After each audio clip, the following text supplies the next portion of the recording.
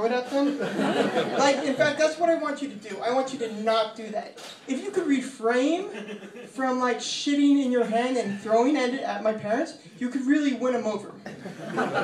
So there's quite a contrast there between what I have to do and what she has to do, and it stems from the fact that she's just a better person than me. She's just better than me. So like I have to prove to her parents that I'm worthy of dating her daughter, while all she has to do is really show up, and my parents will treat her like she's been hanging out with AIDS patients, or like cancer babies. You know, like, thank you for dating our son. That is just, you have a beautiful soul. I just wish I had the strength and the courage to give back the way you do, to give to the community. Seriously, and you bang him? Oh, you're a saint. You are a saint. You are like Gandhi with a vagina. Gandhi vagina. Gandhi vagina. And that's the problem with dating somebody that's better than you. No matter what you do in the relationship, like, no matter what bad shit goes down, it will always be your fault. Like, I could call my mom the next day and be like, I think Kelsey's been cheating on me. She'd just be like, well, yeah.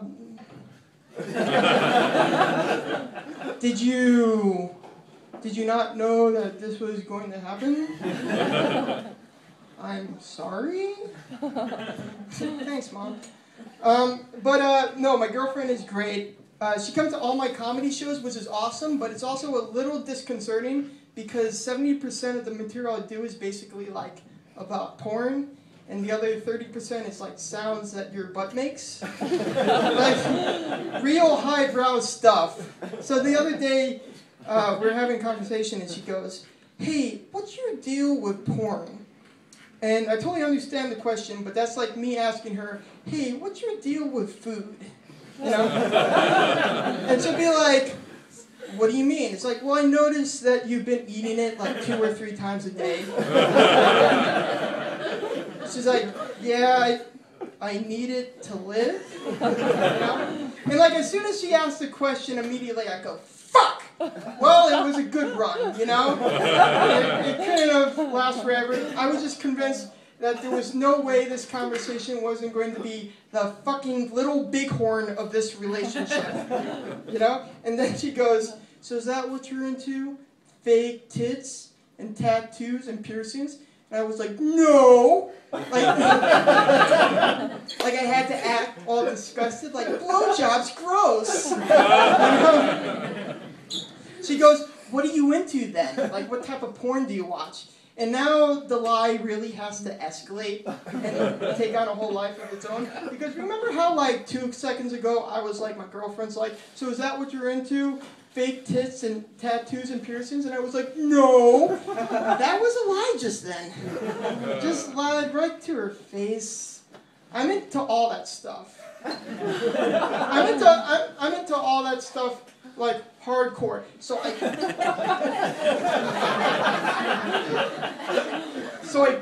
panic. I just fucking panic. And when you panic, you say stupid shit.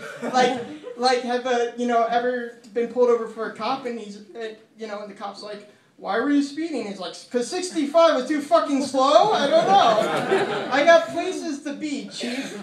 You know?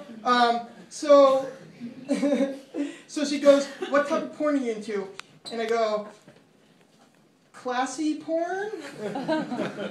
That's something I said. I told her there was classy porn. For all you porn illiterate people in the audience, there's no such thing as classy porn. Nobody has ever eloquently put a dick in their mouth.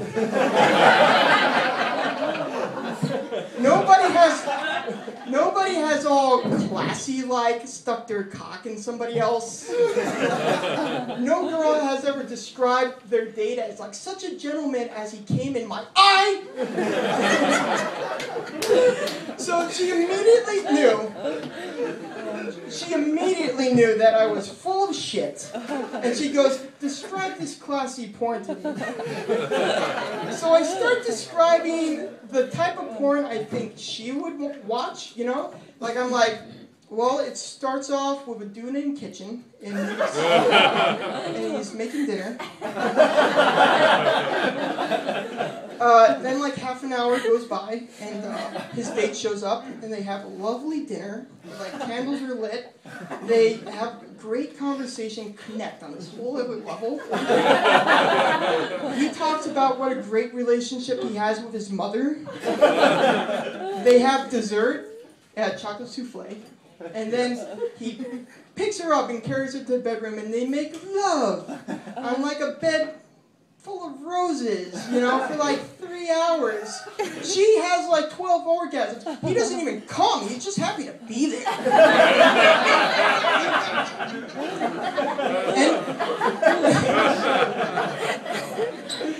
And then they hold each other and they softly weep. Because they're just happy to be, you know, they're just happy that they found one another in this great big world, you know? And then they fall asleep. That's why I watch 3 hours of porn every day. It takes me that long to get to the good part. Every now and then I get impatient and I blow my load during dessert, but that's very rare.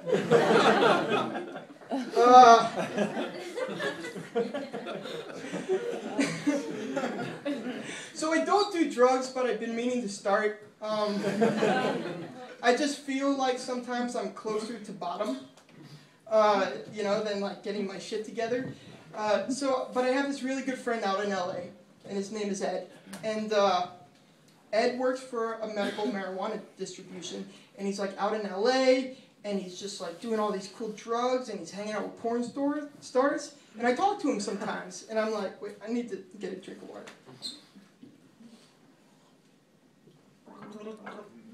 Oh. All right. So, and I talk to him sometimes, and he's like, man, I feel like shit. I've been up for 3 days doing coke.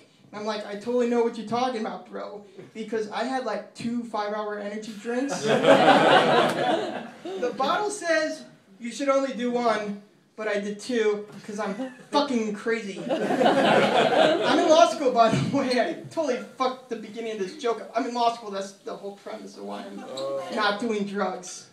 Ah, shit. All right, so last spring I went out to visit him, and I got out to LA, and we were just like smoking a lot of pot and, you know, drinking like a lot. And 10 o'clock rolls around, and he goes, hey man, do you want to do Molly? And I said, yes. I said, I would love to do Molly. Is she a nice person? Is she Jewish? Do you think her parents will like me? Perhaps give me some options. Maybe I'd rather do a Sally or a Beth. And it turns out what Molly is, it's pure MDMA, which is the stuff in ecstasy. And it's one of those drugs where you take it, and then 20 minutes later you go, this is bullshit. And then immediately after you go, my eyeballs feel pretty. Fuck. So it's obvious that I don't know a lot about drugs. I'm scared of drugs a little bit. I'm scared of getting addicted to drugs. Not certain drugs. Like, I've done shrooms and I've done acids and other hallucinogens, and I'm not scared of getting addicted to those drugs because who wants their reality to be fucking manta rays, like just in the sky all the time?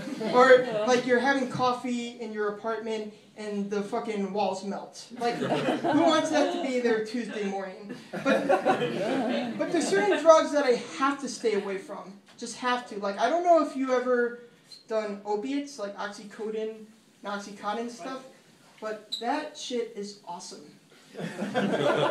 It's perfect. It's the greatest stuff ever.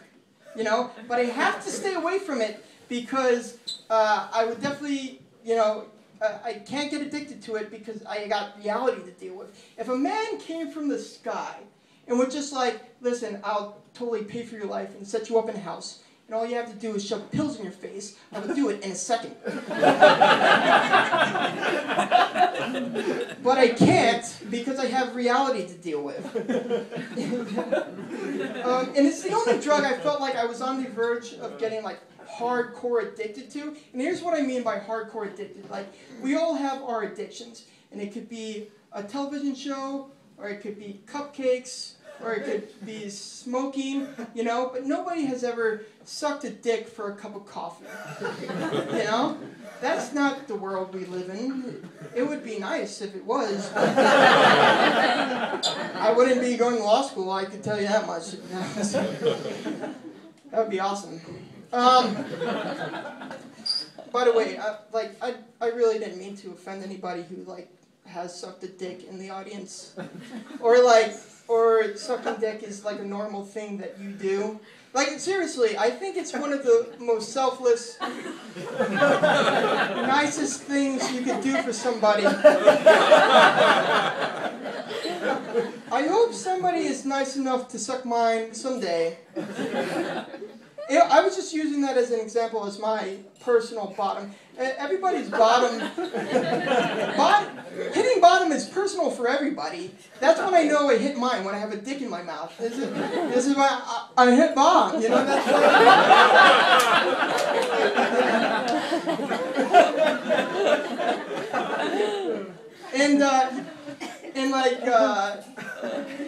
and I'm obviously not addicted to Oxycontin and all that stuff. You know what the fucked up thing is, though? The doctors totally knew what was going on. I got my ankle broken last year and I had surgery. And writing prescriptions, they were like, here's a prescription for Oxycontin, here's your prescription for oxycodone, and here's a list of some really great rehabs in the area. I'm Aaron Black, thank you very much.